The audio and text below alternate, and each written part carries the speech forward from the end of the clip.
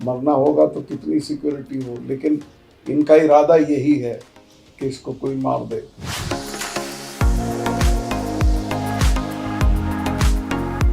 क्या गवर्नर लोगों को वास्तव में इतने रुपए मिलते हैं जितने आपने बताया 300 करोड़ रुपए? मैं तो उसी दिन बोला जिस दिन पुलवामा हुआ, सेम डे।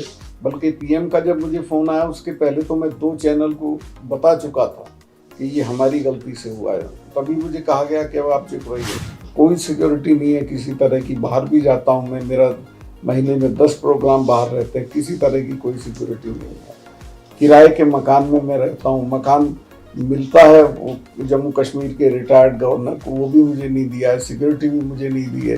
ये सब बदले की भावना से होगा।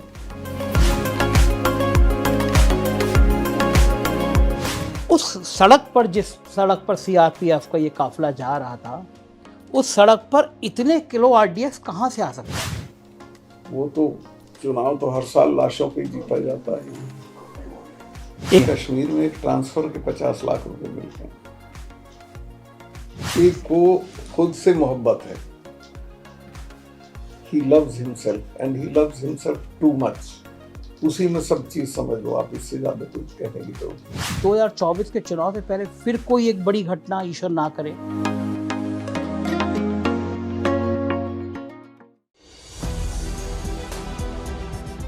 नमस्कार, मैं हूं संजय शर्मा। आप देख रहे हैं 4 PM न्यूज़ नेटवर्क।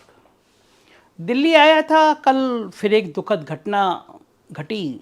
टीवी पे चला कि राजौरी में आतंकवादी हमले में हमारे 5 जवान शहीद हो गए। पिछले दिनों भी ऐसे हुआ था कि हमारे जवानों पर हमला किया गया था और हमारे कुछ जवान शहीद हो गए। कहा गया था कि जम्मू कश्मीर में धारा 370 हटने के बाद आतंकवाद की कमर तोड़ दी गई है, अब वहाँ आतंकी घटनाएं नहीं होंगी। लेकिन जिस तरह से हमारे बहादुर जवानों को शहीद किया जा रहा है, पूरे देश में एक चिंता की लकीर खिंच गई है कि आखिर जम्मू कश्मीर में हो क्या रहा है। मुझे लगा कि जम्मू कश्मीर के हालात को समझने के लिए, जम्मू कश्मीर में ये आतंकी घटना हो क्यों रही हैं, इसको समझने के लिए और इसकी जड़ क्या है, एक शख्स से बात करूं दिल्ली में जो मुझे इसकी पूरी पड़ताल बता सकता है। मेरे लिए बड़ी हैरानी की बात थी कि मैं जिस शख्स से मिलने आया वो आतंकियों की लिस्ट में है, वो तमाम ऐसे संगठनों की लिस्ट में है, क्योंकि कुछ काम ऐसे किए थे जो पूरी आतंकी संगठनों को, पाकिस्तान को पसंद नहीं आए थे। तो मुझे लगा कि जब मैं इस शख्स के पास जाऊंगा तो पूरी तलाशी अभियान होता ही होता है। आप किसी वीआईपी के यहाँ जाते हैं तो पहले तलाशी होती है, आपके बैग की तलाशी होती है। तो मैं अभ्यस्त था, मैं अपने वीडियो एडिटर योगेश जिससे कह रहा था, मजाक कर रहा था कि भाई सब सामान वामान गाड़ी में रख जाना, बहुत तलाशी होगी। मुझे बताया गया कि वो शख्स ऊपर एक फ्लैट में रहते हैं। मैं गया, एक सामान्य सोसाइटी, जैसे मैं जिस सोसाइटी में रहता हूँ, आप जिस सोसाइटी में रहते हैं। मैंने देखा कि वो फ्लैट का जो नंबर बताया गया था, तो मुझे लगा घंटी बजाने से पहले शायद मैंने गलत नंबर दबा दिया, क्योंकि यहाँ तो कोई सिक्योरिटी नहीं है, कोई बाहर डंडा लेके भी नहीं बैठा हुआ है। घंटी बजी और मैंने कहा कि मैं सतपाल मलिक से मिलना चाहता हूँ। वो सतपाल मलिक जो जम्मू कश्मीर के गवर्नर थे जब धारा 370 हटाई गई थी। और मैंने पहले डरते डरते उस दरवाज़ा खोलने वाले शख्स से कहा कि माफ़ कीजिएगा, मैं गलत मकान में तो नहीं हूँ, क्या ये उन्हीं का मकान है? उन्होंने कहा आप आइए, उन्हीं का मकान है। तो मैं उनसे बातचीत करूँगा, लेकिन मैं उस पूरे वाक़ये को देख के थोड़ा शर्मिंदा भी महसूस कर रहा हूँ, थोड़ा अचंभित भी हूँ, और थोड़ा हुकूमत के प्रति मेरे मन में गुस्सा भी है। मैंने तमाम गुंडों को, मैंने तमाम अपराधियों को और संसद में बैठने वाले ऐसे तमाम अपराधी छवि के लोगों को देखा है जिनको सरकार ने 10-10, 20-20 गनर दे रखे हैं। लेकिन जिस शख्स के हस्ताक्षर से कश्मीर में धारा 370 हटती है,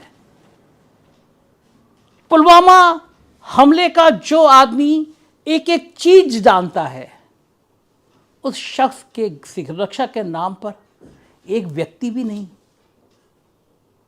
क्या इस देश में सच बोलने की कीमत अब इतनी बड़ी हो गई है कि सतपाल मलिक जैसों की सुरक्षा देश के करदारों के लिए अब कोई महत्व बचती नहीं है। मैं अब मन की बातें ज़्यादा नहीं करूँगा, पहले उनकी मन की बात करता हूँ। सतपाल मलिक जी, स्वागत है आपका। और जैसा मैं कह रहा था, मुझे बड़ा हैरानी हुई कि कोई सिक्योरिटी नहीं। डर नहीं लगता आपको? डर क्या, जिसका होना होता है ऊपर वाला करता है। मिसेस गांधी तो इतनी सिक्योरिटी के बीच में मारी गई थी, मरना होगा तो कितनी सिक्योरिटी हो, लेकिन इनका इरादा यही है कि इसको कोई मार दे। कोई सिक्योरिटी नहीं है किसी तरह की। बाहर भी जाता हूँ मैं, मेरा महीने में 10 प्रोग्राम बाहर रहते हैं, किसी तरह की कोई सिक्योरिटी नहीं है। किराए के मकान में मैं रहता हूँ, मकान मिलता है वो जम्मू कश्मीर के रिटायर्ड गवर्नर को, वो भी मुझे नहीं दिया है, सिक्योरिटी भी मुझे नहीं दी है। ये सब बदले की भावना से हो रहा है। बदला किस चीज़ का? केवल आप बदला बोलने का। आप बोले कैसे किसानों के लिए, आप बोले कैसे पुलवामा पे। सब बड़ा सवाल। इमरजेंसी से ज्यादा इस वक्त तानाशाही है देश में। सतपाल मलिक जी, अमित शाह जी ने कहा कि आप तब बोले जब आप कुर्सी से हट गए। आपके ऊपर आरोप लगाया कि आप पब्लिसिटी लेने के लिए बोल रहे हैं, आप तब क्यों नहीं बोले? अमित जी को थोड़ा याद अपनी खुरचनी चाहिए। मैं तो उसी दिन बोला जिस दिन पुलवामा हुआ, सेम डे। बल्कि पीएम का जब मुझे फ़ोन आया उसके पहले तो मैं 2 चैनल को बता चुका था कि ये हमारी गलती से हुआ है। तभी मुझे कहा गया कि अब आप चुप रहिए। मैं लेकिन गवर्नर रहते हुए बोला, किसानों के मामले पे भी मैं गवर्नर रहते हुए बोला, हटने के बाद नहीं बोला।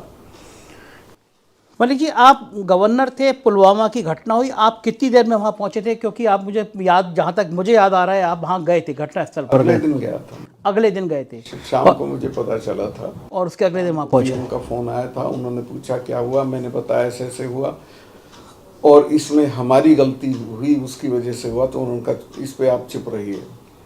गलती, आपने कहा कि गलती ये थी कि सीआरपीएफ को जहाज नहीं दिए गए। आसानी थी, अगर वो मेरे से मांग लेते, मैं लूप में नहीं था, अगर सीआरपी मेरे से मांगती होम मिनिस्ट्री के बजाय तो मैं दे देता। वो कह रहे हैं वो खत नहीं है कहीं पे भी, आप अपने मन से बोल रहे हैं ये खत। भास्कर की रिपोर्टिंग है, 4 महीने तक वो लेटर पड़ा रहा वहाँ। दैनिक भास्कर में रिपोर्टिंग है कि 4 महीने तक सीआरपी का रिक्वेस्ट का लेटर होम मिनिस्ट्री में पड़ा रहा।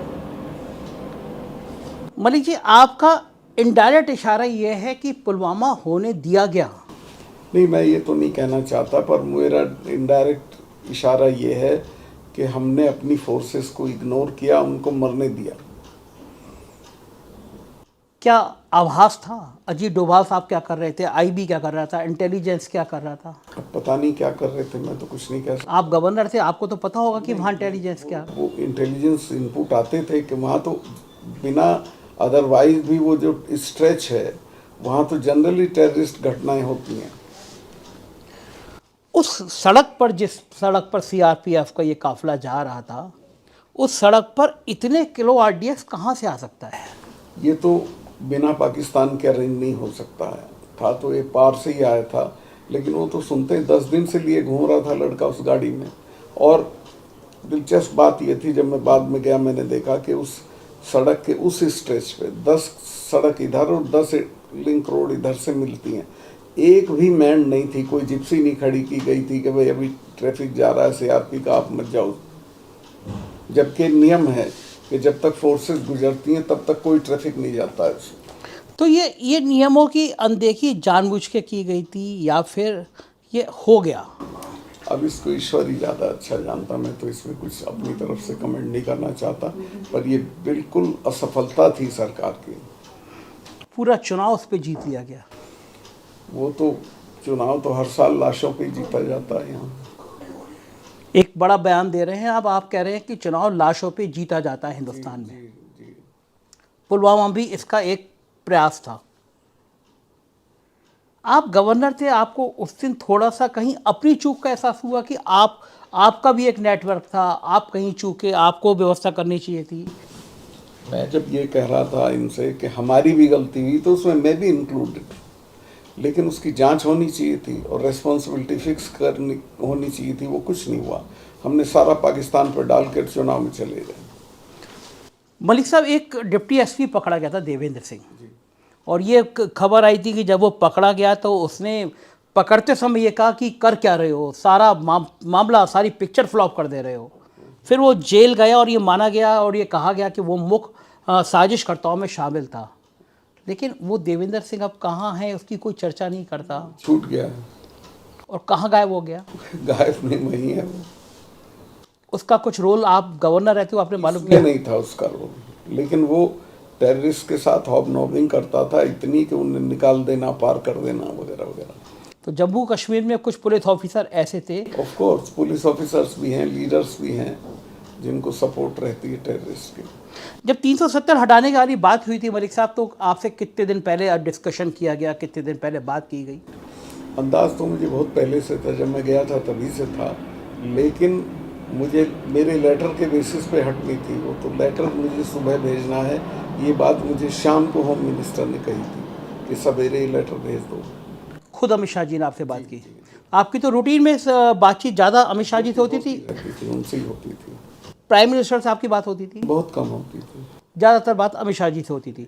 आपको रात को सूचना दी गई कि सुबह ये 370 वाला हटने वाला लेटर भेज दो। पहली बार जब आपको बताया गया, उससे पहले आपको आभास था कि 370 हटने वाली मुझे है, अंदाज था कि हटेगी? ये एग्जैक्टली पता नहीं था किस दिन हटेगी। आपको उस इतने रूप में नहीं लिया गया कि आपसे डिस्कशन हो कि हटेगी, तो उसके बाद ये रिएक्शन होंगे या ये बातें होंगी? नहीं, देखिए, जो वहाँ की अपोजिशन पार्टीज हैं वो तो रोज़ कह रही थी हटेगी, आज हटेगी, कल हटेगी। मैं ज़रूर ये कह देता था अभी मेरे पास जानकारी नहीं, जो नहीं थी मैं झूठ कैसे बोलता।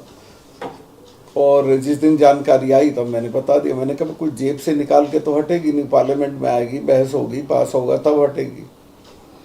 मलिक साहब, ये कहा गया था 370 हटने के बाद में सारे आतंकी हमले बंद हो जाएंगे, घटनाएं कम हो जाएंगी, लेकिन अभी भी हमलों का 370 से कोई ताल्लुक नहीं था। 370 का मतलब ये था कि कश्मीर के लोग अपने को हिंदुस्तान के नज़दीक महसूस करें, लेकिन उसका भी हमने जो फ़ायदा था वो खो दिया, चूँकि हमने कश्मीर को डाउनग्रेड करके यूटी कर दिया, जो नहीं करना चाहिए था मेरी राय में। और यूटी करने की उनको ज़्यादा चोट है बजाय 370 हटने की। कश्मीर के लोग आपसे अब संवाद करते हैं और कुछ लोग बात करते हैं कि यूटी नहीं करना चाहिए था। लोग करते हैं, ये किसी ने मुझे नहीं कहा, पर मुझे पता है कि नहीं करना चाहिए था, ये उनको एहसास है। और ये इसके करने के नुकसान क्या थे?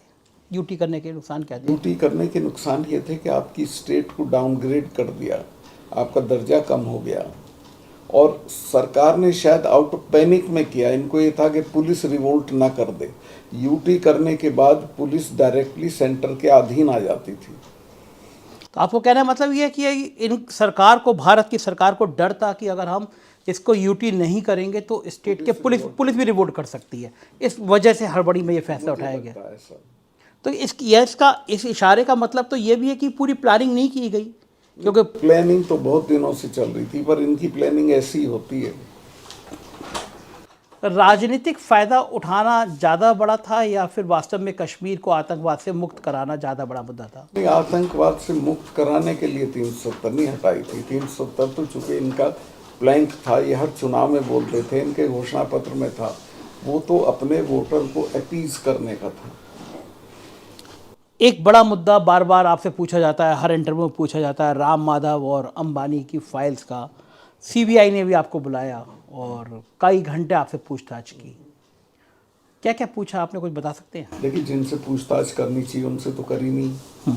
मैं तो शिकायत करता था, मेरे से क्या पूछताछ करनी, उनसे करो जिनका मैंने नाम लिया, उनसे नहीं किया अभी तक। मेरे से पूछा कैसे क्या बताया मैंने, वो डाइवर्ज करना मेरे लिए ठीक नहीं। आपका इशारा था कि राम माधव और अनिल अंबानी से पूछताछ नहीं की गई। करनी चाहिए। क्या गवर्नर लोगों को वास्तव में इतने रुपए मिलते हैं जितने आपने बताया 300 करोड़ रुपए फाइल क्लियर करने के लिए? कश्मीर में एक ट्रांसफर के 50 लाख रुपए मिलते हैं। इतना पैसा है कश्मीर में? कश्मीर में इतना पैसा है और इतना ही करप्शन है। इस 370 के हटने के बाद कुछ जानकारी है, करप्शन बढ़ा है, कम हुआ है? मैं नहीं कह सकता, चूंकि मैं तो 1 महीने बाद चला आया था। तो कश्मीर में इतना पैसा क्यों मिलता है, किस बात के लिए मिलता है? कमाते हैं लोग। कश्मीर के जितने भी फॉरेस्ट का जो चीफ है वो रिटायर हुआ, महारानी बाग में बंगले मिलेंगे उनके सब। जो भी वहाँ डिपार्टमेंट के हेड हैं सबके बंगले दिल्ली में मिलेंगे आपको। तो ये बात तो आपकी जानकारी में तब भी आ गई होगी जब आप गवर्नर थे? लेकिन मैंने जब ये दोनों कैंसिल किए मामले, उसके बाद से पैनिक हो गया था, डर हो गया था, फिर कम हो गया था करप्शन। बीजेपी मानती है आप बड़े खुराफाती टाइप के गवर्नर हैं। आप गोवा में थे तो गोवा में आपने चीफ मिनिस्टर की ढेर सारी शिकायत कर दी। सच्ची की थी, लेकिन वो पनिश मुझको किया, उसको तो किया नहीं। जो बिल्कुल सही शिकायतें थी वो की थी। वहाँ क्या था मामला? पूछते हो, अब ठीक नहीं है इस वक्त कहना मेरा। प्राइम मिनिस्टर कहते हैं कि उनको भ्रष्टाचार बहुत बुरा लगता है, नफरत है प्रधानमंत्री जी को मेरा भ्रष्टाचार। अंदाज है उनको उतना बुरा नहीं लगता। उनको अपने आदमी का भ्रष्टाचार ठीक लगता है, दूसरों का खराब लगता है। अपने आदमी को छूट दी जाती है। ये जो 2024 का चुनाव है, इसमें इस घटना को, पुलवामा वाली घटना को जो ख़त्म हो गई थी, बल्कि जो सवाल उठा रहे थे सर्जिकल स्ट्राइक पे, पुलवामा पे, कह दिया जाता था कि ये भारत विरोधी हैं, इनको पाकिस्तान चले जाना चाहिए। लेकिन आपके ये सवाल कि पुलवामा में सीआरपीएफ को जहाज़ नहीं दिया गया, पुलवामा की घटना में लापरवाही बरती गई, प्राइम मिनिस्टर ने आपको फ़ोन करके कहा चुप रहो, ये उन्होंने नहीं, 2 घंटे बाद मुझे, चूंकि मैं 2 चैनल को बता चुका था कि हमारी गलती से। हाँ, 2 घंटे बाद अजीत डोभाल का भी फोन आया। उसने भी कहा सत्पाल भाई अभी मत बोलो इसको। तो मैं समझ गया था अब इसको किस डायरेक्शन पे ले जाएंगे। आपको लग गया था कि अब इस घटना के बाद चुनाव में ये इसका फ़ायदा उठाएंगे। इलेक्शन का इशू हो चुका है। बहुत डर लगता है मलिक साहब जब चुनाव पास में आते हैं, और लगता है जो आपने भी कहा, आम आदमी के मन में भी ये सवाल होता है। वो कहता है कि ये जादूगर लोग हैं, ये चुनाव से पहले कुछ करवा देंगे। तो क्या ये जो कहते हैं, जो कि आप सत्ता में बहुत करीब रहे, आप गवर्नर हैं, आप पॉलिटिकल विंग के इतने करीबी रहे, क्या इन बातों में सच्चाई होती है? नेता इस हद तक, आप देख रहे हो गोधरा कैसे हुआ, फिर दंगे हुए, फिर कैसे इलेक्शन हुआ, और ये पुलवामा हुआ, फिर इलेक्शन हुए, दिल्ली में दंगे हुए। नेता इतने संवेदनहीन होते हैं, उन्हें कोई फ़र्क नहीं पड़ता है कि आदमी मर रहा है, गरीब आदमी मर रहा है, लाशें आ रही हैं। इस वक्त तो इसी तरह के हैं जिनको कोई संवेदना नहीं है। लड़कियां बैठी हैं 1 महीने से, ये जब जीत के आती हैं तो इनको चाय पिला के फोटो कराते हो इनके साथ, और आज इनकी सुनवाई नहीं है। एक फ़ोन नहीं आया प्राइम मिनिस्टर का इनके लिए। अच्छा, क्यों नहीं आ रहा होगा आपके हिसाब से? क्यों नहीं आया? अगर प्राइम मिनिस्टर फ़ोन करके कहते बेटिया आ जाओ, चाय पियो, समस्या क्या है बताओ, हम तुम्हारी बात करें, क्यों नहीं करते होंगे? उसके एजेंडे पे नहीं है। जब जीत के आएंगी तो फोटो शूट कराएगा अपना। आपके तो करीबी ताल्लुकात रहे होंगे। गवर्नर बनने के लिए प्राइम मिनिस्टर की क्लियरेंस चाहिए होती है, उन्होंने आपको गवर्नर बनाया होगा, तो आपके तो लंबी लंबी बातें हुई होंगी उनसे। कैसे व्यक्ति, कैसे है उनके, मतलब टोटल पर्सनालिटी? को खुद से मोहब्बत है। He loves himself and he loves himself too much. उसी में सब चीज़ समझ लो आप, इससे ज़्यादा कुछ कहने की जरूरत नहीं। मुझसे एक मेंबर ऑफ पार्लियामेंट ने कहा कि मैं अपना नाम तो नहीं लूँगा, लेकिन उन्होंने मुझसे पूछा कि आप कैसे रखते हो। मैं कहा आप जनता बहुत पसंद करती है, तो उन्होंने कहा नहीं, जनता मुझे भगवान मानती है। ऐसी बातें भी होती हैं। हो सकता है। पार्टी के अंदर, बीजेपी के अंदर रिएक्शंस नहीं होता इस बात का कोई? अब हो रहा है, शने शने हो रहा है। 2024 का परिदृश्य आपको कैसा लगता है? 2024 में अगर ओपोजिशन ने पूरी यूनिटी ना करके 1 वर्सेस 1 कैंडिडेट भी कर दिया तो ये हार जाएंगे। क्या लगता है कि विपक्ष में इतना ऐसा हो पाएगा? क्योंकि वहाँ भी इतने दावेदार हैं। सहमति हो गई है। विपक्ष की एकता नहीं होगी, कोई एक नेता नहीं चुना जाएगा, लेकिन 1 वर्सेस 1 जो वीपी सिंह ने किया था, उस तरह का फार्मूला लग के कैंडिडेट तय हो जाएंगे तो भी हार जाएगा। तो उस पे सहमति हो गई है। बहुत पार्टियों से बात हुई है मेरी। आपकी बात हुई है, मतलब आपका, मैं ये मान सकता हूँ कि अब आपको भी बुरा लग गया है कि आपको इस तरह हटाया गया, और आपकी बाद में सिक्योरिटी हटाया गया, मकान नहीं, तो अब आप भी गुस्से में, आप भी बिल्कुल उनको नेस्तनाबूद करने के लिए अपोजिशन से बात कर रहे हैं। मैं उस तरह से नहीं सोचता, मैं गुस्से से, मैं देश के बारे में सोचता हूँ। अगर ये रहेंगे, खेती को ख़त्म कर देंगे, किसान को ख़त्म कर देंगे, फौज को ख़त्म कर देंगे, नौजवान, महंगाई हो जाएगी, बेरोजगारी हो जाएगी, देश नष्ट हो जाएगा। आप किसी पॉलिटिकल पार्टी में? ना मैं कहीं नहीं जाऊंगा, ना मैं चुनाव लड़ूंगा, लेकिन मैं देश को बचाने की लड़ाई लड़ूंगा। तो क्या प्लानिंग क्या है? सतपाल मलिक की प्लानिंग क्या है? मेरी प्लानिंग है सबसे मिलता जुलता रहूंगा, जहाँ ज़रूरी होगी कैंपेन में कोई बुलाएगा जाऊंगा। अच्छा, आप चूँकि जनता से लगातार मिलते हैं, संवाद करते हैं, जानते हैं, जनता आपके पास लगातार आती रहती है, क्या फीलिंग है आम आदमी के मन में कि सरकार को लेकर क्या है? आम आदमी की फीलिंग ये है कि ये बहुत बुरी सरकार है, ऐसी सरकार कभी नहीं आई, इसको हटाएंगे। वो जो हिंदू राष्ट्र वाली बातें हैं, जो बोलिए आप, जितना रोज नहीं होता वो, हिंदू दंगे के दिन हिंदू होता है, फिर 4 दिन बाद वो नॉर्मल हो जाता है। अच्छा, आखिरी सवाल, आपको लगता है कि 2024 के चुनाव से पहले फिर कोई एक बड़ी घटना ईश्वर ना करे हो सकती है? कुछ भी कर सकते हैं। फिर कोई घटना हो सकती तो रोज सुबह जब उठता हूँ ये मान के उठता हूँ कि ये कहीं भी मरवा सकते हैं, कुछ भी करा सकते हैं ये। है? आप अपनी सुरक्षा को लेकर खुद क्यों नहीं करते? देखिए, मैं ईश्वर पे छोड़ दिया, अब उससे बड़ी कोई ताकत नहीं है।